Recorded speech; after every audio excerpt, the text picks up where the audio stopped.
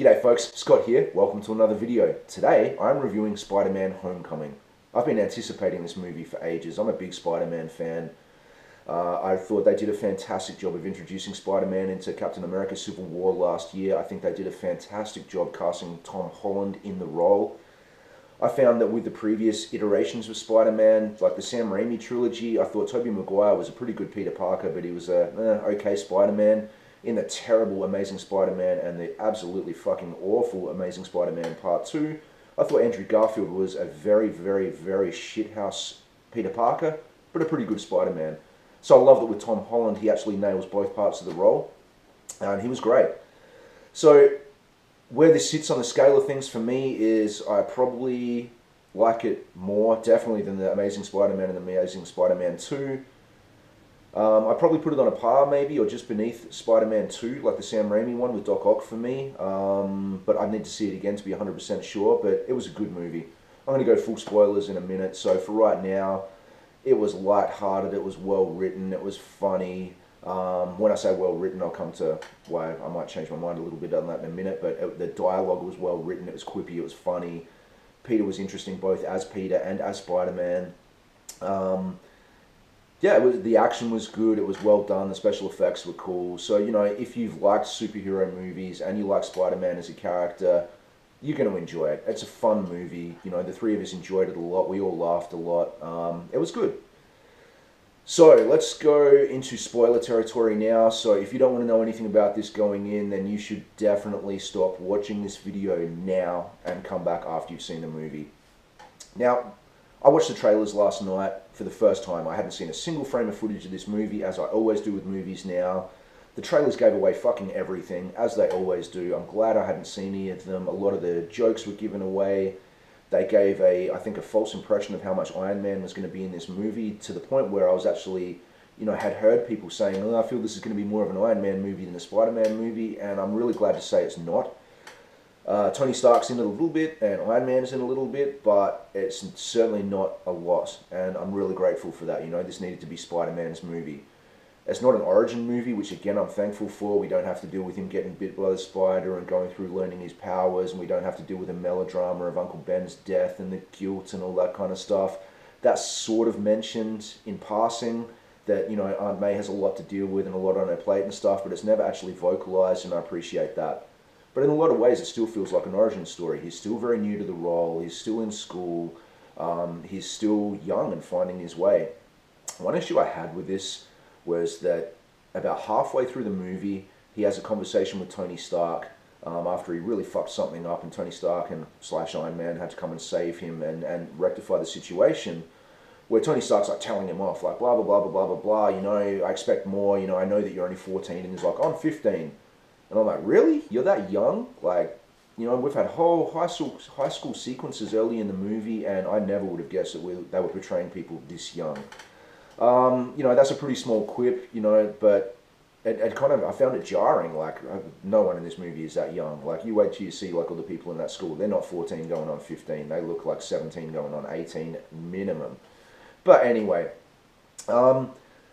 it's fine. Like, it was fun. It was, like I said, the dialogue was well written. It was funny. You know, everything had its place. They didn't go too much into the origins of it. It was mentioned that, you know, he's pretty new to it and all.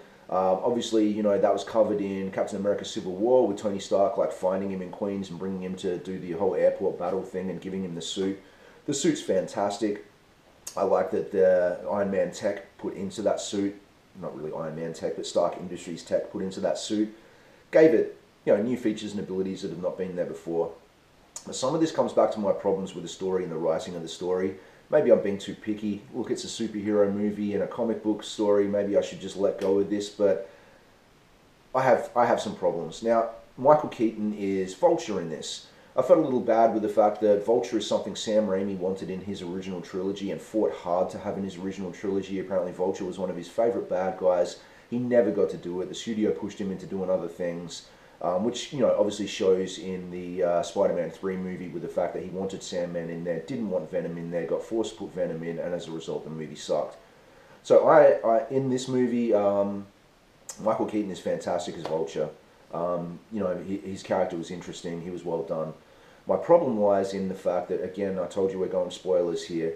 The movie begins in the crashed train station from the original Avengers movie, with that big, long, Chitauri, like, organic floating creature thing had been killed by Thor and Hulk, crashed to its death in that train station, had the funny thing where Hulk smashed Thor through the wall, and so this is years and years later, like obviously after all the other subsequent Marvel Cinematic Universe movies, and Michael Keaton is part of a salvage crew who are working in that thing to dismantle all this alien tech, have it taken away from the public and put somewhere safe.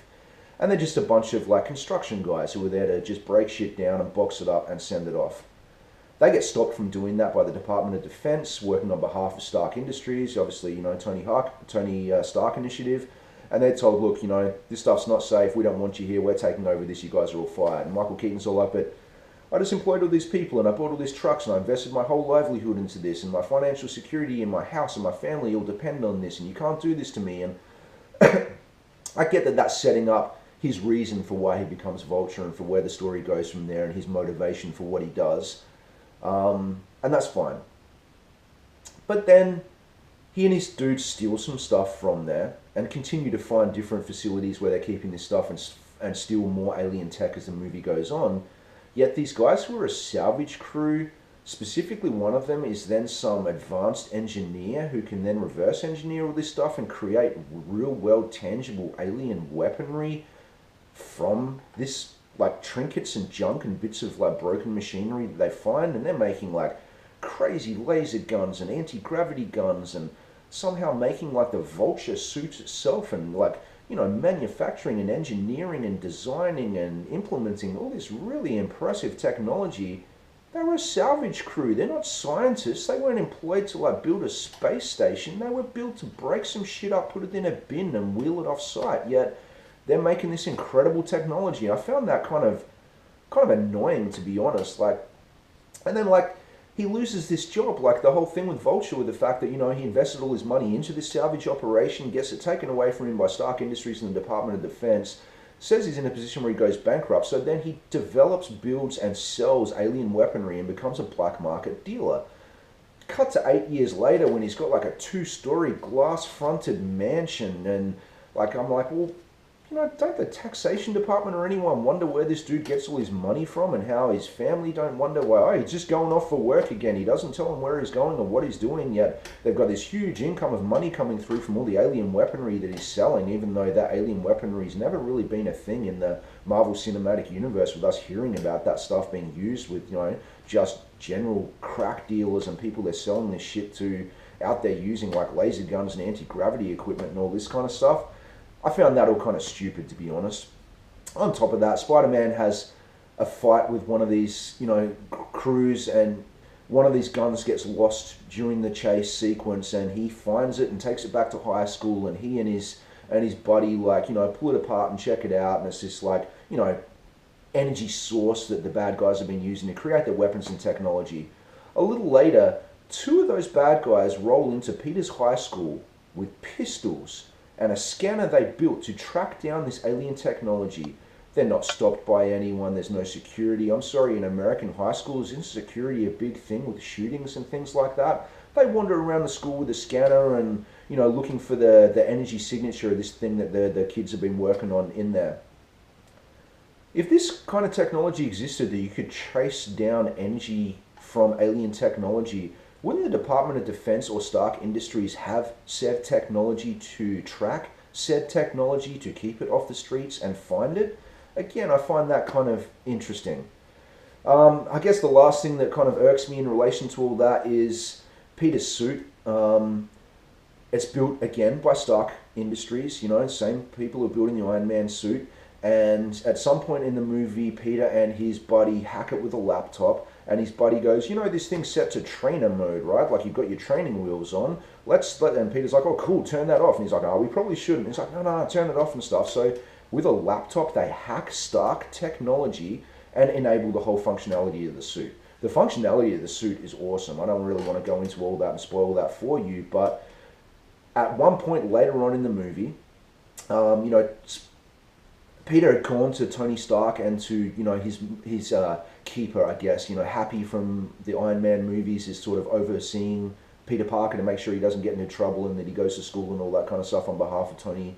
And Peter goes to this guy and says, like, there's people using, like, these weapons and there's alien technology, and they're like, don't worry about it kind of thing, and just sort of brush him off, and that inspires him to go out and try and solve these problems with himself. It gets to the point in the movie where the suit is so self-aware and so helpful to him, it's like, dude, I've been recording everything you've done forever. So everything you've ever done, I've been recording. Let's go back and watch it, and we'll do some facial scan technology and stuff and figure out who these bad guys are. Tony Stark tracks him because there's a tracker built into the suit, yet he can't see the footage that the suit's always recording that filmed the bad guys using the alien weaponry, even though they didn't believe Peter when he said that they were using the alien weaponry, so they'll utilize some part of the tracking on Peter but not the others. I have problems with those issues, clearly.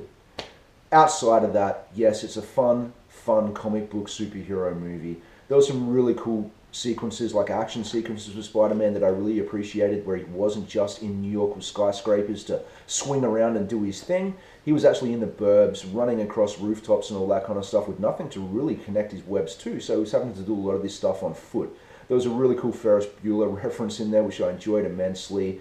I liked all that. Like I said, I liked him as Peter. I liked him as Spider-Man. I liked the humor. I liked the action sequences. I just had some issues with the bad guys, their motivation, the fact that they got away with this shit for 8 years unhindered.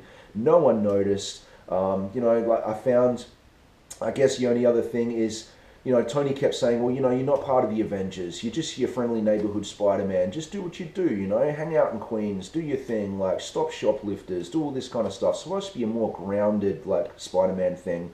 He, of course, uncovers a master plan and saves something really big from happening, which, of course, earns Tony's trust. And, that part of the story, again, I won't ruin. There was one really cool actual story element in here that I didn't see coming that I appreciated and thought was pretty clever and a cool twist in the story. I won't spoil that for you.